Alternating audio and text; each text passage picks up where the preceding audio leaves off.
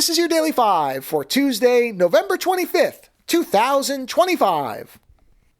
I went to my long list of movies that I keep meaning to get to, and when I do that, I use one of three selection criteria. One is that somebody just happened to mention to me and it reminded me that I needed to watch the movie. That's the rarest form of me picking in terms of the three methods. The other is I'll read the synopsis, and if at that moment it seems like something interesting to me, I'll just start watching it. That's very typical of the Criterion channel. And for everything else, my probably most common method is I'll look at the movie artwork, and if it looks intriguing, then I'm just going to watch it. Actually, it's probably split between 2 and 3. But the artwork is what got me to watch 2022's Vesper. That's not a mispronunciation of Vespa the moped. The movie's title is Vesper, which is the name of the title character.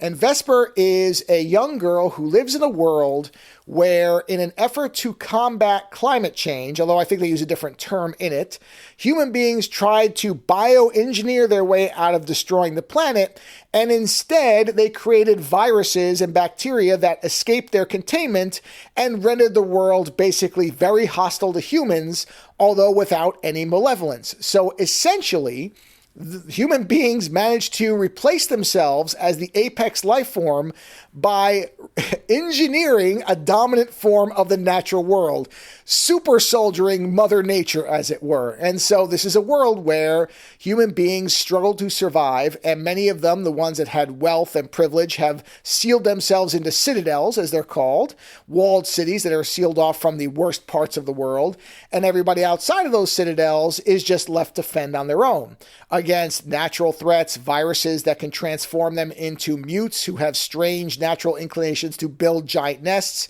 among other things, including other human beings being awful. And Vesper and her father live in this small shack, and they are basically barely making it. And Vesper is a very intelligent and ambitious young girl, and one day she stumbles across a woman who is clearly from the Citadel, who has been injured, brings her back to get her back into good health, and that's where the rest of the movie starts, without getting into spoilers.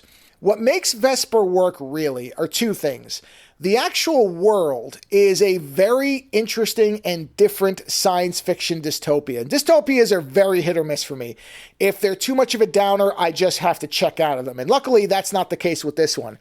But also, this is a very organic dystopia in a way that is unusual. The closest analog I can think of is there was a video game for the PlayStation 3, I want to say, called Odyssey to the West, where nature had kind of retaken the world, or there was a series called Life Without People, where nature had retaken the world. But it's a very, even the computer systems outside of the citadels, which you really never see the inside of, are organic based. They have a very natural plant-like feel to them. Everything does. And that gives it this very specific visual style that is, again, pretty unique and really does capture your attention and keep it. And on the other side, the other thing that you have to make something like this work is the characters are great. They're very well fleshed out. You understand their motivations. They're flawed. They're organically human. They don't feel written. They feel like they're actual natural people. And you actually care about them. You get enough time with each of them and understand them that you are rooting for them to make it, even though rationally you figure not everybody you start this movie with is likely to make it to the end. And I will say this one thing, and it's a bit of a spoiler, but not really, because I do like to warn people about this stuff because I don't like it. This is not a downer film.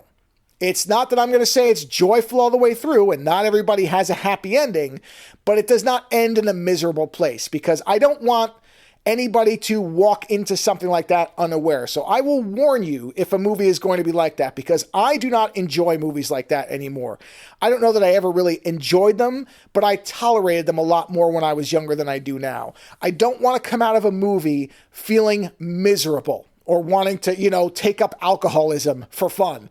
So this movie does not have a downer ending. I'm not going to say it was sunshine and roses the whole way through, but I'm just letting you know that this is not a movie that you will really feel upset about when you get to the end of it.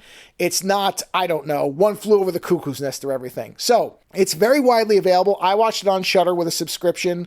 It's $10, I think, on most of the services. Well worth that. So if you have the chance and you're in the mood for it, 2022's Vesper, absolutely worth a watch. Later.